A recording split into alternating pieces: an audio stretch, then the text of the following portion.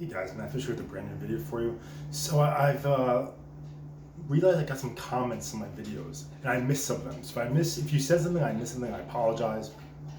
I have my phone set to notify me now if someone comments or something, so I'm pretty quick on replying. But I got a couple of questions, and some of them were really good. So I thought rather than individually reply to each one, I just make a video and answer them all as best I can. So the first one is, if I'm incline walking, can I hold on to the railings as I'm doing it? And when I'm at the gym, I see people on the treadmill. I see them holding on to the railing, so I see this. But here's the thing. So what's the purpose of exercise, or at least cardiovascular exercise? You want to force your body to use energy. That's where the fat loss is going to come from. If you're holding on to the railings, why are you doing that? You're doing that to make it easier. Now, I realize on the machine the calories stay the same, but by doing that, you're forcing your body to use less energy. So as you're using less energy, you're not getting the full effects of the exercise. So if you took two people who were genetically the same, you have them doing the same exact treadmill workout, one person's walking or running, the other person's holding on, the person not holding on is going to burn a lot more calories and use a lot more energy. So, you can do that if you're really tired or something, but, you're using less energy, so you're getting less of a benefit. I would say if you're tired, just lower the speed or lower the incline, recover, and then go back as best you can. Okay, so another question was asked about someone who's doing some exercise, and good for you, burning 400 calories a day through that exercise. Is that enough to lose weight? And the best answer I can give you is I don't know. You see, when you think about weight loss, you got to think about the total energy you spent during the day versus the total energy that you put in through food. So if you're burning off 400, that's great. You're ahead of the game already. But if you're then eating pizza, donuts, and these other high caloric foods, that 400 is not going to take you so far. So my best advice is think of what you do throughout the day. If you're working a job that has you sitting down a lot, you might need to do a little bit more, or eat more calorie dense foods, and things like carrots or salads or grilled chicken that are really low in calorie, but can fill you up. But you have to be in a caloric deficit.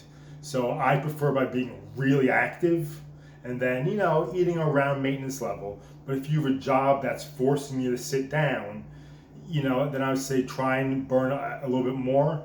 And if that's not working, try and drop your calories down a little bit. And then, use the scale and go from there. Okay, another question was about muscle loss. And this is a big topic in the fitness industry. It's like, you work so hard to build muscle, you're lifting, you're eating, you don't want to lose it. So here's the reality. If you're losing weight, some of it is going to come from muscle. Now, if somebody drops 50 pounds, I can't tell you all 50 pounds will come from body fat. So, if there is a way to just not lose muscle mass, I don't know it. I wish I did, but I don't. I do know some ways to minimize the muscle loss, though, and that's kind of the key thing here. So number one, when you're dieting, do not drop your calories too low. A lot of people are under the belief, if I drop them super low, I'll lose fat faster, and then I only have to diet for 2 weeks as opposed to 3 or 4, etc. And the problem is that when you drop your calories really low, your body's going to respond. And after a couple of days, bodybuilders call it starvation mode.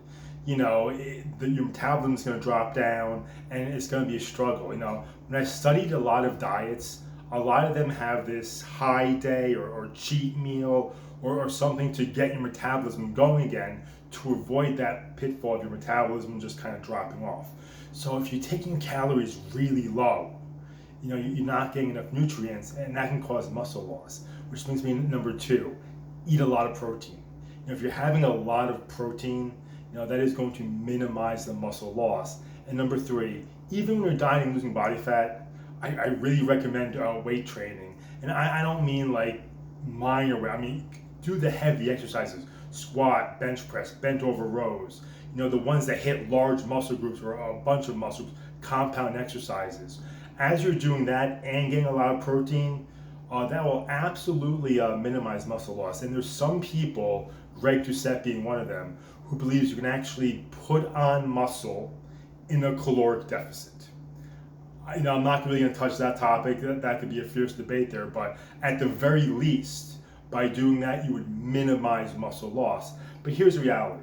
Let's say you were very overweight and you drop, 40 pounds and you lose a little bit of muscle. That's still a much better physique. That's much better for the heart, which I think is critical.